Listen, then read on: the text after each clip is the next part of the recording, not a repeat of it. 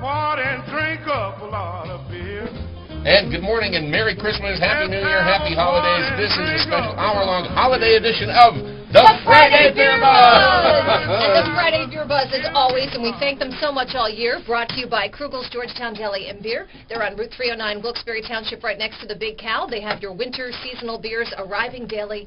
Get them early before they're gone. Also, if you need a gift, Krugel's has you covered. Beer baskets, gift certificates, mix and match six-packs, and NEPA's largest and best selection of craft beer to choose from for that special gift. Krugel's Georgetown Deli and Beer, Route 309, Wilkes-Barre Township, next to the Big Cow. All right, we got a full house here, and of course, as always, beer lover, beer aficionado, and beer expert Bill from mybeerbuzz.com. Merry Christmas, everybody. Hey, Mrs. BeerBuzz is here. Hi, happy holidays. And we got a full house. We got an hour-long show for you here today, special holiday edition. Guests all over the studio here. Yeah. And if you're watching the video at home, you see all our guests. We'll introduce them throughout the hour, but let's get started. This is our overextended holiday special, and so we want to begin it with a beer question. Our overextended, overambitious holiday special. Yeah, you know, cramming this many beers into 1 hour, we'll just see how that all works out. Wow. Our beer question today, you know, we talk about IBU all the time. Why don't you ask our special guest star here today, Rocky? That's from right. ARC, the special beer question, because he knows and loves beer. I heard there was a party going on, so I showed up. I was just hanging around the station.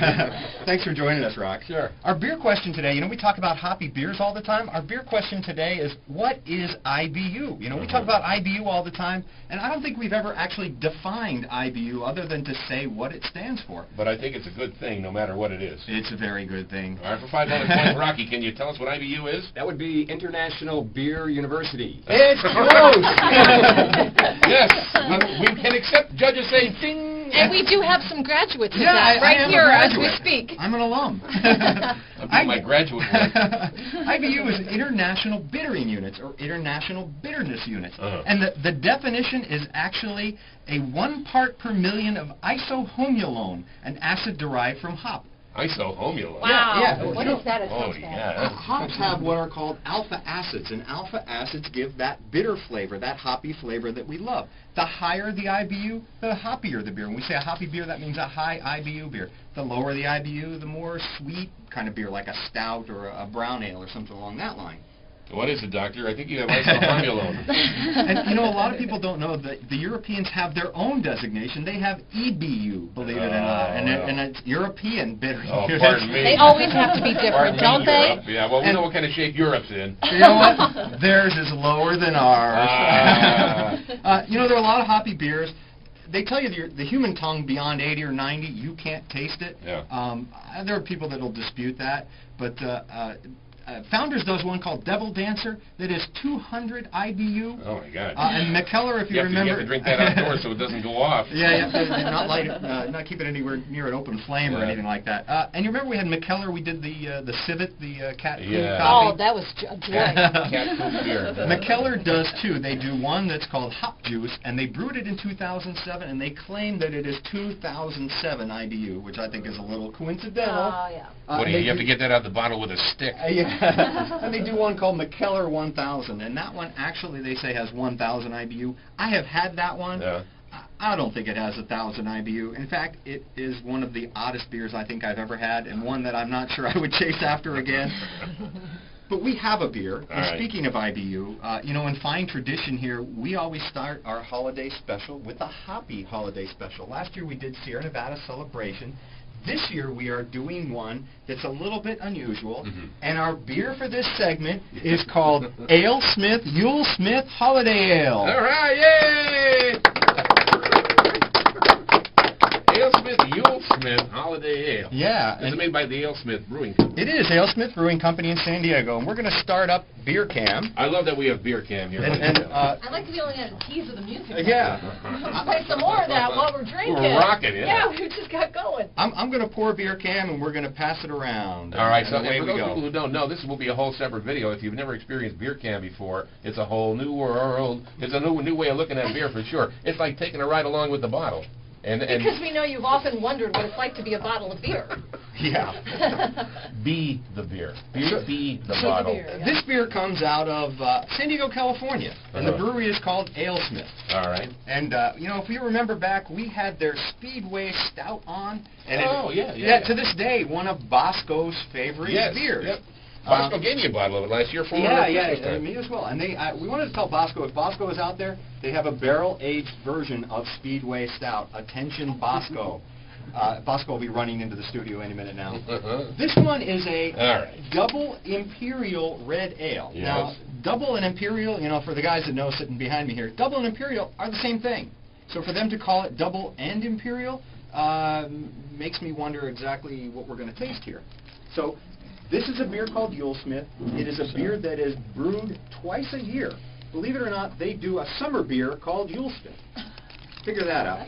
A summer beer. A summer beer, yeah. And it is an imperial IPA that they do in the summer. They make it darker and maltier, and they use a little bit different malts to get that sort of red color out of it. Why did they just come up with the summery more name? I mean, I know You it's would the summer think, version. yeah, Summersmith or something like that. Yeah, no, they went for Yulesmith. Maybe that's like the Christmas in July. Do they use the same label? Maybe they don't still want to Yeah, buy I think it's different colors, isn't it? Yeah, it's a darker, you know, this is a It red smells ale, great, too. but I'm going to have to take off my super have to take off your authentic, nose. highly dignified Rudolph nose here. Isn't that the magic Rudolph nose? It is. Doesn't that allow you Yeah, I to... didn't You want to now have brag. a third eye. You can smell Doctor, beer I got this across thing the on my room. forehead. John, are you running a mini mart? So, AleSmith was started in 1995 in San Diego. It started by 3 home brewers. They're very, very active in the home brewing industry. It is Todd Fitzsimmons, Peter Zane, and Bill Batten are their names. Now, San Diego in particular, but the West Coast in general, really, I mean, it's taken off. You know, we talked to Mark Carpenter from Anchor Brewing a couple of weeks ago, and they pretty much got the whole ball rolling in terms of craft and microbrew. Although I know Mark sort of takes a little bit of exception to craft because of the definition. He doesn't know exactly what the definition means, but they got the ball rolling. Why are there so many on the West Coast? You know, I think it just started out there early. It started like everything starts out there. It was a cool and hip kind of trend, and people picked up on it. You know, these guys go back to '95. Fritz Maytag and Mark Carpenter. Mark went back to '71, and Fritz Maytag went back to 1965. Yeah, that's unbelievable. I mean, that's amazing. And think of 1965 in San Francisco. Yeah, oh yeah. Imagine how that beer was going into that beer. A lot of special hops in that beer. Peter Zane, one of the brewmasters for this, is and I want to get it right, he is a Grand Master BJCP, the Beer Judging Certification Program. Really? Grand Master, which means his tongue is probably like magical. Like that means his kung fu is 10 times more powerful than yeah. Do you think he's insured his tongue? $1 $1 million? I almost hope so. The hop force is strong with him. I'm guessing that he can pick out flavors and hops and you know, very, very, very subtle things. And hops, you know, one of the things we should mention with hops, and the guys when we get them in here for their segment, measuring hops. You know, we have a lot of these beers like today's that don't tell you what the IBU is. Yeah, I don't like that. And and you know, there are a lot of like reasons. a yardstick. What's the purpose of not telling you? You know what? I think To get the me reason mad. they do it is because it's actually fairly hard to measure in some circumstances. There's a thing called the spectrophotometer. Say that 3 times fast. Ask him at the end of the show. Yeah. Get it We'll done repeat once. that at the end. And that's a pretty complicated, expensive instrument, so they don't want to do it. There are guys that go through these calculations, and the guys that are sitting behind me that we won't reveal just yet probably do this as well, where they calculate the amount of hops that go in, when they go in, how far into the boil they go in, and that gives them some calculation. Give you like a ballpark? Yeah. Now, I'm telling this to Mike Hiller from Barbarian a couple months ago when we had him back on. I said, you know, it's so hard to calculate. He said, no, there's this little thing online. Oh, really? You just bring it up, put in the ounces of hops, you put in the boil time, put in all that crap. He said it just tells you the idea. Wow. It's really easy. That's pretty cool. Now Rocky from KRZ with Yeah. us. Rocky, you're a beer lover, beer aficionado. You know your stuff in terms of beer, and I know you like hoppy. A lot, yeah. What do you think about the Yulesmith Holiday Ale? Yeah, this is good. It's pretty tasty Yeah, stuff, isn't it? I'm glad to hear they brew it twice a year. It's good to know. Because just as soon as it runs out. Obviously, the holiday one. This comes out like what, through March or February? You can start getting it in November. And they wrap it up by the end of. Yeah, it's when they run out of it. You know, typically when they run out of it. John's nose is still red. And I took my special effect nose off too, so there's no explanation for It's starting to blink on its own.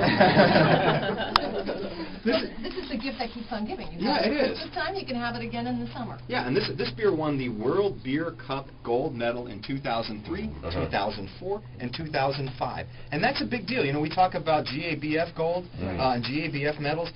GABF is great American beer festival, not worldwide. These World Beer Cup awards are highly, highly coveted. So to win gold 3 years in a row for this beer, it's just unbelievable. That's pretty special. Now, John, you're the king of hops.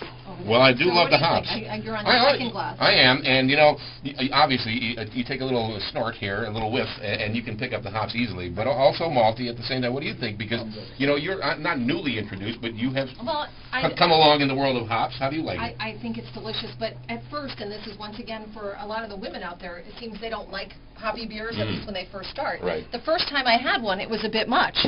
Now I love them. I really truly do. I know, This is absolutely. delicious. Yeah, this is really good. There's no doubt about it. You know, we see a lot of the mainstream beers that they're advertising more than anything else. They're packaging. You know, and you know what? If you're thirsty and you want something cold, and cold is what's drawing you, fine, that's terrific. Right. But if you look for flavor, you want to taste the beer that you're drinking. Yeah. You know, hops I think is probably the key. Yeah, and that balances it out. You know, beers are sugary because of the malt and bitter because of the hops, and that balances it out, and that balance is what makes a good beer. It's not extreme hops, it's not extreme malt, it's the balance between the two. All right, so we're enjoying AleSmith, Yule Smith Holiday Ale. Obviously, you can pick this up at Krugel's Georgetown Deli and Beer, out there on Route 309 in Wilkes-Barre Township. Our sponsor, as always. Yep. This is an hour-long. We're listening. You're listening to. We're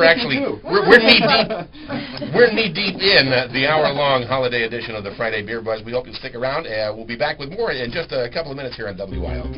Let's have a party and drink up a lot of beer. Let's have a party and drink up a lot of beer. Well, wine is fine, but give me lots of beer. Wanna drink some beer, talk some trash this morning. Let's drink some beer till the rooster crows at dawning.